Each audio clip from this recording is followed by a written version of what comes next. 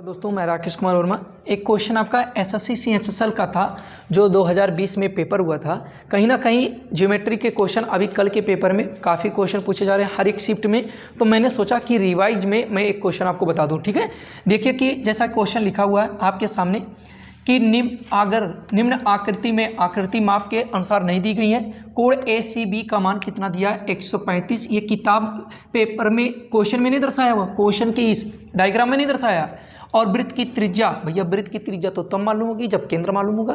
केंद्र नहीं मालूम है, कहीं ना कहीं आपको केंद्र निर्धारित करना पड़ेगा, और केंद्र ऐसे निर्धारित नहीं कर सकते हो, ध्यान में रखो, बहुत अच्छी बात बता रहा हूँ। अगर आप इसको ऐसे मिटा दे रहे हो तो ये आपका क्या हो जा रहा है, तो कहीं ना कहीं आपको मैं बता दूं मैंने इसको मिटा दिया। ठीक है, अब ये होता है चक्रीय चतुर्भुज। चक्रीय चतुर्भुज के सम्मुख कोणों का 135 है, ये कितना होगा मेरे भैया 45 होगा।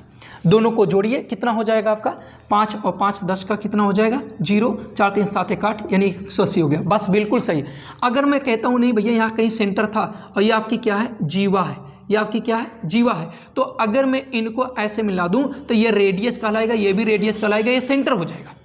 तो वृत्त के केंद्र पर बना कोण परिध पर बने कोण का दूना होता है। अगर ये 45 है तो ये कितना हो जाएगा मेरे भाई 90 हो जाएगा। और ये क्या बना देगा, एक समकोण त्रिभुज बना देगा। एक समकोण त्रिभुज में क्या होता है, ये जो AB है वो कर्ण का काम कर रहा है, और AB हमारा क्या भैया जीवा AB है, और जीवा AB क्या हो जाएगा करड़ी में किसका r² प्लस r² का मतलब 2r², और r बाहर हो गया √2 हो गया। √2 जो आपका क्या हो जाएगा, r की बात अगर हम करें आपसे तो r इसमें कितना दिया 2√2, देखिए यहाँ पर दिया है 2√2 दिया है, और √2 यहाँ पर आपका 2, और इनसे गुणा हो जाएगा तो 2 दूना 4 सेंटीमीटर हो गया। मेरे भाई इस तरह के क्वेश्चन आपके एग्जाम में पूछे जा सकने वाले, इसीलिए पूरी तरह से ऐसे क्वेश्चन को आप ध्यान में रखिए। तुरंत रुकिए, एक क्वेश्चन और मैं आपके लिए ला रहा हूँ। ठीक है, देखिए ये 4 दिख नहीं रहा तो यहाँ पर मैं लिख दे रहा हूँ। ठीक है, 4 सेंटीमीटर, बिल्कुल रुकिएगा। तो दोस्तों अगले क्वेश्चन की बात अगर हम कहें तो ये कुछ इस तरह से डायग्राम आपके सामने है, और आप क्वेश्चन बिल्कुल अब तक पढ़ चुके होंगे। देखिए दिए गए चित्र में यदि AC और DE, AC की बात करिए और DE की बात करें तो ये लाइन समांतर है, तथा कोण ACB, कोण किसका मान कह रहा है CAB की बात अगर मैं करूं तो इस रेड पेन से मैं दर्शा दे रहा हूं, इसका मान तो डायग्राम में, ये डायग्राम में 2 ये दिया है, और प्रश्न के अकॉर्डिंग इसका वैल्यू कितना है 38 है। कह रहा क्या, तो कोण ABC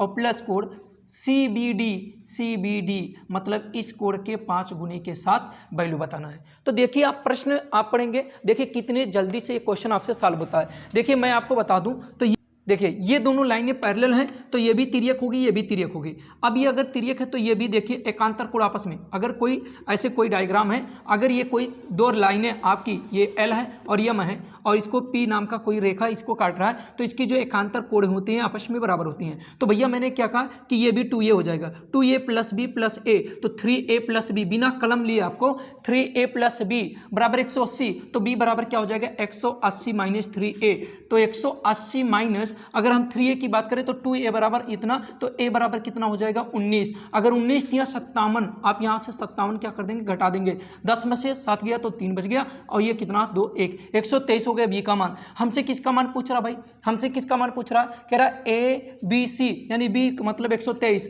और 5 गुणे A का मान, तो 5 गुणे 19 का मान, 19 पंचे कितना हो जाएगा भैया 19 पंचे 95 हो जाएगा। आप 5 3 8, जिसका इकाई अंक 8 होगा वही आंसर हो गया। ठीक है मेरे भैया, तो रुकिए जस्ट अगले क्वेश्चन पे चलते। अब यहाँ पर देखिएगा अगले क्वेश्चन दिया हुआ है, देखिए इसका मैं डायग्राम नहीं बना पाए, एक सेकंड के लिए मैं डायग्राम जल्दी से बना दूँ। कुछ इस तरह से इसका डायग्राम है। ठीक भैया, ये C है, ये A है, ये आपका B है, ये आपका D है, ये आपका E है, और ये आपका F है। अब प्रश्न को आप देखिएगा, कह रहा दिए गए चित्र में AD कोण CAB और AD की बात कर रहा है, समद्विभाजक है, मतलब यहाँ जो कोण रहा होगा, अगर मान लेते हैं यहाँ पर कोण 60 रहा होगा तो 30 का वैल्यू दे रहा है, कितना 30 का वैल्यू दे रहा है। ऐसे BD की बात अगर हम करें तो ये जो हमारी लाइन है BD किस कोण की बात कर रहा है, कोण CBF, मतलब इस पूरे कोण का क्या कर रहा है अर्धक कर रहा है।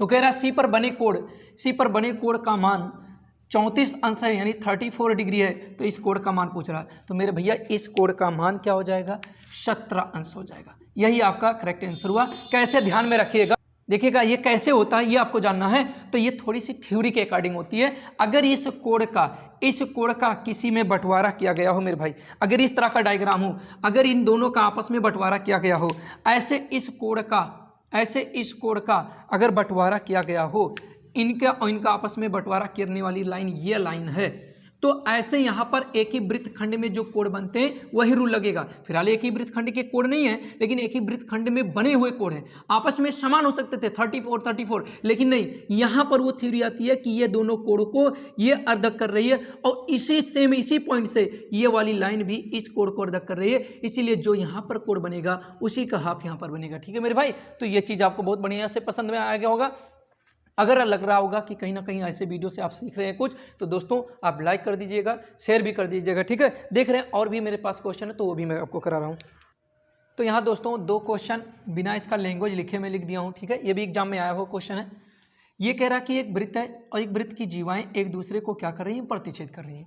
वृत्त की जब 2 जीवाएं एक दूसरे को प्रतिच्छेद करती हैं तो वो मैं आपको एक थ्योरी अभी तुरंत बता दे रहा हूँ कि वृत्त की जो जीवाएं होती हैं एक दूसरे को, देखिए यहाँ बिंदु ए भी एक जीवा है और सी डी एक जीवा है और बिंदु पी पर वो प्रतिच्छेद करें। दोनों क्वेश्चन CSSL 2020 वाले पे एग्जाम में पूछा हुआ है। ठीक है, तो ये मैं आपको बताना चाहूँगा कि क्या मैं आपके लिए ये चीज़ें बहुत ही अच्छी बात बताऊँगा। पहले खंड का गुणा दूसरे खंड के साथ में बराबर पहले खंड का गुणा दूसरे खंड के साथ में। पहले खंड का मतलब कि इस वाले भाग का गुणा इस वाले भाग के साथ में वही होगा जो इस वाले भाग का गुणा इस वाले भाग के साथ में होगा। ठीक है, तो यहाँ पर आपको देखना क्या है, प्रश्न में कह रहा है AB बराबर कितना है, 15 है एंड BP का मान दिया है 9। तो भैया अगर आपसे मैं ये कहता हूँ खंड का मतलब ये भी अलग है ये भी अलग मालूम होना चाहिए। पूरा हमारा 15 है, ये हमारा 9 है, तो ये हमारा कितना हो जाएगा मेरे भैया, 6 नहीं हो जाएगा। इसके बाद CP का मान कितना दे दिया है, CP का मान कितना दिया, 3 दिया है और यही PD का मान पूछ रहा है। तो मैं आपसे क्या कहा, 3 इंटू, कुछ करने की जरूरत नहीं, कलम उठाने की जरूरत नहीं है।